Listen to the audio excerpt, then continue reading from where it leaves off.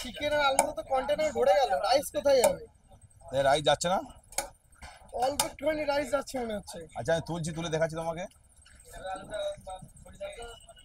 এই একটা আলু দিলাম, হাফ আলু গেল, এই একটা চিকেন গেল 220 গ্রাম নাকি 200 গ্রাম?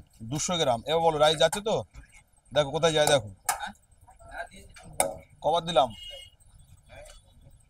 3বার চলে গেল। আরামসে রাইস যাচ্ছে। মানে ভর্তি ভর্তি করে দেওয়া হচ্ছে। একজনের জন্য এনাফ।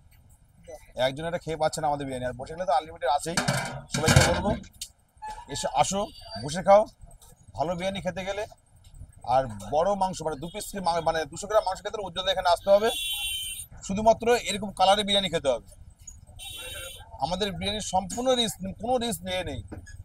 মানে 8 থেকে 80 সবাই খেতে পারে এই বিরিয়ানি। যে এত রিস্ক না, কোনো রিস্ক খাওয়া আমরা রিস্ক করি না। নাকি এটা সম্পূর্ণ কেশরের কালার, আমরা কোনো কালার ইউজ করি না, মানে কোনো ফুড কালার ইউজ করি না, যেটা অন্য অন্য দোকান করছে, নাম ফাটাচ্ছে।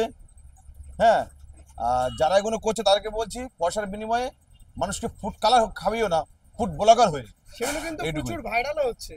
না ফুড কালার তো একটা ফুড ব্লগার হয়ে যদি ফুড কালার মানুষকে খাবিয়ে দেয়, তা মানুষ একদিন খাবে, দুদিন পরে এমনি ধরা পড়ে যাবে।